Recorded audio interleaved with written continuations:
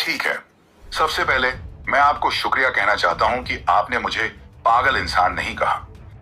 मैं सोच रहा था कि आज मैं आपको ऐसी कौन सी बात बताऊं जो आपके लिए आगे चलकर काम आ सके। फिर मैंने सोचा, क्यों न मैं अपनी कहानी बताऊं, मैं यहां तक कैसे पहुंचा, क्या क्या हुआ। शायद आपको इससे कुछ सीखने को मिले। मैं अक्सर सोचता हूं कि यह सब कैसे हो गया।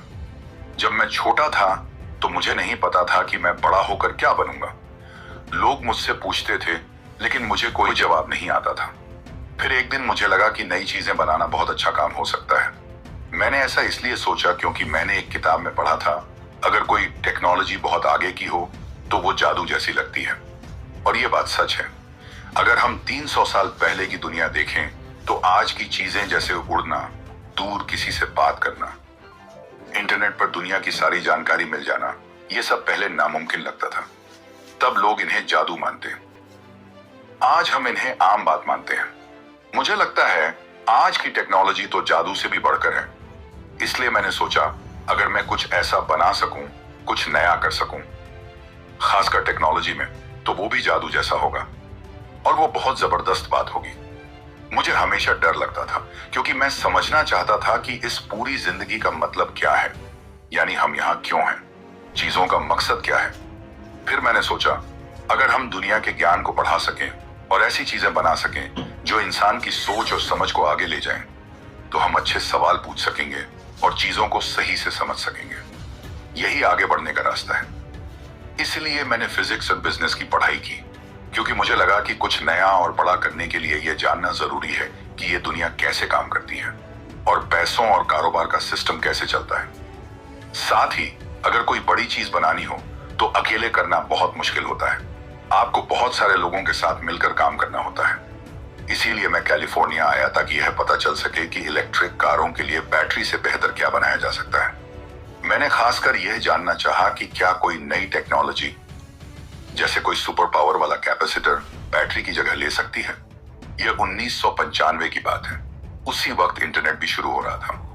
फिर मैंने वो सोचा, या तो मैं उस टेक्नोलॉजी में रहूं जिसमें कामयाबी की कोई गारंटी नहीं है, या मैं इंटरनेट के साथ कुछ काम करूं जहां ज्यादा मौके हैं। तो मैंने पढ़ाई छोड़ दी। लेकिन अच्छी बात यह थी कि मैंने ग्रेजुएशन पूरा कर लिया था, इसलिए कोई मुझे गलत सलाह देने का आरोप नहीं लगा सकता। फिर मैंने इंटरनेट से जुड़ा कुछ काम किया, जिनमें से एक था पेपैल। शायद यह जानना अच्छा होगा कि पेपैल की शुरुआत कैसे हुई। शुरू में हमारा आइडिया था कि एक ऐसी जगह बनाएं जहां लोग अपने पैसों से जुड़ा हर काम आसानी से कर सकें।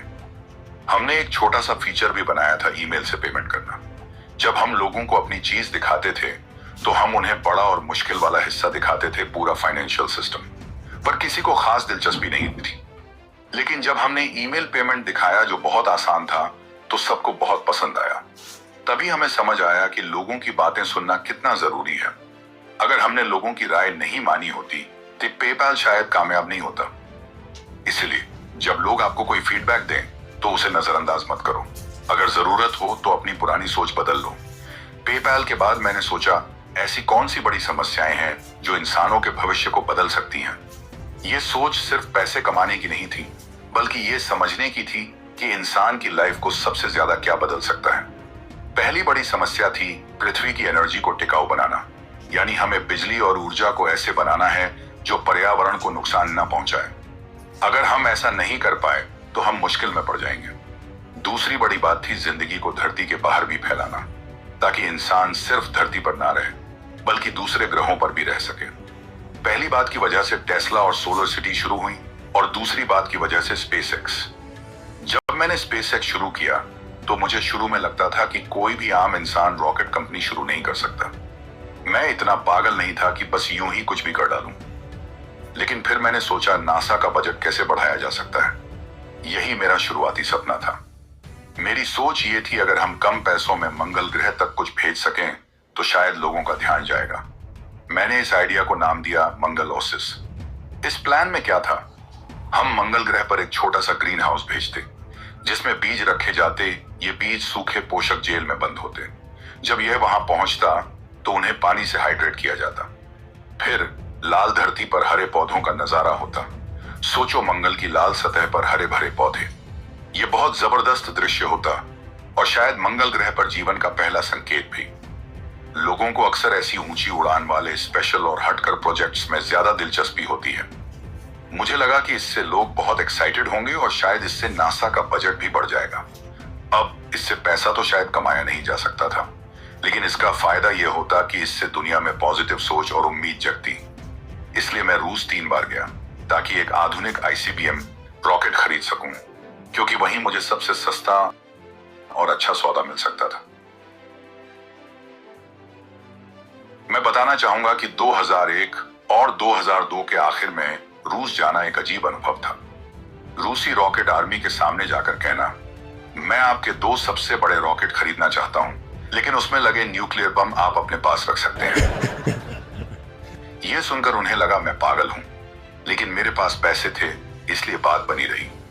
कई बार रूस आने जाने के बाद मुझे समझ में आया कि मेरी शुरुआती सोच गलत थी। शुरुआत में मुझे लगा था कि लोग पृथ्वी से बाहर की दुनिया में जाने और मंगल पर बेस बनाने के लिए इच्छुक नहीं हैं। लेकिन असल में अमेरिका में लोगों में जबरदस्त उत्साह है, क्योंकि अमेरिका खोजकर्ताओं का देश है। लोग यहाँ दुनिया के कोने कोने से आते हैं। यह देश इंसानी खोज की भावना को जीता है। मगर अगर लोगों को लगता है कि कोई चीज नामुमकिन है या उससे सरकारी बजट बर्बाद हो जाएगा, तो वे उसका समर्थन नहीं करते। तीसरी रूस यात्रा के बाद मैंने तय किया कि अब हमें खुद इस स्पेस ट्रांसपोर्ट की समस्या को सुलझाने की कोशिश करनी चाहिए, और यहीं से स्पेसएक्स की शुरुआत हुई। यह फैसला मैंने उन सभी की सलाह के खिलाफ लिया जिनसे मैंने बात की थी। एक दोस्त ने तो मुझे रॉकेट फटने के बहुत सारे वीडियो दिखाकर डराने की कोशिश की, और सच कहूं, वह पूरी तरह गलत भी नहीं था। शुरुआत बहुत मुश्किल थी। मैंने पहले कभी कोई असली चीज, फिजिकल प्रोडक्ट नहीं बनाई थी। हाँ, बचपन में मॉडल रॉकेट बनाए थे, लेकिन असली कंपनी चलाना कुछ और ही था। मुझे खुद सीखना पड़ा कि चीजें कैसे बनती हैं और सही लोगों की टीम कैसे बनाई जाए। हमने कोशिश की और 3 बार असफल हुए। रॉकेट साइंस में पासिंग मार्क्स का मतलब होता है 100% सही। आप आधा ठीक नहीं कर सकते, और इसे असली माहौल में पहले से टेस्ट करने का कोई मौका नहीं मिलता। रॉकेट इंजीनियरिंग को समझने के लिए सबसे अच्छा उदाहरण यह है। सोचो, तुम एक बहुत जटिल सॉफ्टवेयर बना रहे हो जिसे तुम चलाने से पहले टेस्ट नहीं कर सकते, और जब पहली बार चलाओ तो उसमें एक भी बग नहीं होना चाहिए। हम पहले लॉन्च में नाकाम रहे। मैं खुद लॉन्च साइट पर जाकर रॉकेट के टूटे टुकड़े उठा रहा था। वो लम्हा काफी दुखद था, लेकिन हमने हर फ्लाइट से कुछ सीखा, और आखिरकार 2008 में चौथी उड़ान में हम रॉकेट को कक्षा ऑर्बिट में पहुंचाने में सफल हुए।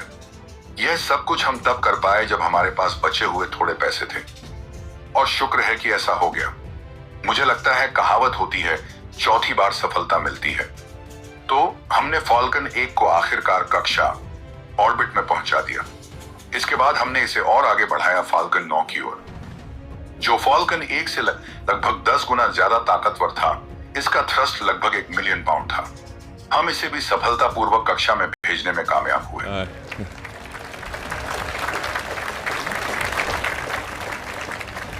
फिर हमने ड्रैगन अंतरिक्ष यान बनाया, जो हाल ही में अंतरराष्ट्रीय अंतरिक्ष स्टेशन ISS से जुड़ने और सुरक्षित वापस लौटने में भी सफल रहा। यह मेरे लिए बहुत बड़ी राहत थी। अब भी कभी कभी मुझे यकीन नहीं होता कि यह सब सच में हुआ था, लेकिन इंसानियत को अगर सच में एक अंतरिक्ष जाने वाली सभ्यता बनना है, अगर हमें एक मल्टी प्लैनेट स्पीसीज बनना है, तो यह तो बस शुरुआत है। हमें इससे बहुत आगे जाना होगा। मुझे लगता है ये इंसानी चेतना को बचाने और फैलाने के लिए सबसे जरूरी कामों में से एक है। ध्यान देने वाली बात यह है कि पृथ्वी लगभग 4 अरब साल से है, लेकिन इंसानी सभ्यता, अगर हम लिखित इतिहास की बात करें, तो केवल 10,000 साल पुरानी है, और यह भी हम उदार होकर कह रहे हैं। इसलिए इंसान की मौजूदगी और चेतना इस ग्रह पर अब तक एक बहुत अनिश्चित चीज रही है। हालांकि मैं पृथ्वी के भविष्य को लेकर काफी आशावादी हूं। मैं नहीं चाहता कि लोग ये सोचें कि हम सब खत्म होने वाले हैं। मुझे लगता है कि आने वाले लंबे समय तक पृथ्वी पर सब कुछ ठीक रहेगा। जरूरी नहीं कि 100% गारंटी हो, लेकिन सबसे ज्यादा संभावना यही है। लेकिन अगर सिर्फ 1% भी खतरा है, तो भी हमें पूरी कोशिश करनी चाहिए कि हमारे पास बायोस्फीयर का एक बैकअप हो, यानी ऐसा एक और ग्रह जहां जीवन को आगे बढ़ाया जा सके। और मुझे लगता है ये बहुत जरूरी है। ऐसा करने के लिए हमें एक बड़ी सफलता की जरूरत है, एक ऐसी स्पेस ट्रांसपोर्ट सिस्टम जो पूरी तरह से रियूजेबल हो और हमें तेजी से मंगल तक ले जा सके। यह एक मुश्किल काम है, नामुमकिन के बहुत करीब, लेकिन यही वो चीज है जिसे हम स्पेसएक्स के साथ हासिल करने की कोशिश कर रहे हैं। अब बात टेस्ला की करें तो टेस्ला का मकसद था दुनिया को यह दिखाना कि इलेक्ट्रिक कारें क्या कर सकती हैं। लोगों की सोच गलत थी। उन्हें लगता था कि इलेक्ट्रिक गाड़ियां सिर्फ धीमी, बदसूरत और छोटे रेंज वाली होती हैं, जैसे गोल्फ कार्ट। इसी सोच को बदलने के लिए हमने टेस्ला रोडस्टर बनाया, एक तेज, खूबसूरत और लंबी दूरी तक चलने वाली कार। कई बार ऐसा होता है कि आप पेपर पर कुछ भी दिखा दो, गणनाएं सही हैं, सब कुछ फिट है, लेकिन जब तक आप असल में कोई चीज बनाकर लोगों को न दिखाओ, तब तक वे मानते ही नहीं। इसलिए मेरा मानना है कि अगर आप कोई कंपनी शुरू करना चाहते हैं तो सबसे पहले एक ऐसा प्रोटोटाइप बनाइए जो चल सके, चाहे वो थोड़ा कच्चा हो। पावर पॉइंट पर तो हर चीज बेहतरीन लगती है, लेकिन असली चीज तभी दिखती है जब वो हाथ में पकड़कर या चलाकर दिखे। रोडस्टर के बाद लोग कहने लगे, हाँ ठीक है, आपने एक छोटी महंगी स्पोर्ट्स कार बना दी, पर क्या आप कोई असली कार बना सकते हैं? तो हमने कहा, ठीक है, वो भी बना देंगे। अब हम ला रहे हैं मॉडल एस, एक 4 डोर सेडान जो एकदम असली, बड़ी और कमर्शियल कार होगी। और शायद इन सबसे कुछ न कुछ सीखने को भी मिलेगा। लेकिन सबसे जरूरी बात जो मैं आपसे कहना चाहता हूं वो ये है, आप लोग 21वीं सदी के जादूगर हैं। अपने रास्ते में किसी चीज को मत आने दो। कल्पना की कोई सीमा नहीं है। जाओ और कुछ जादू करो। धन्यवाद।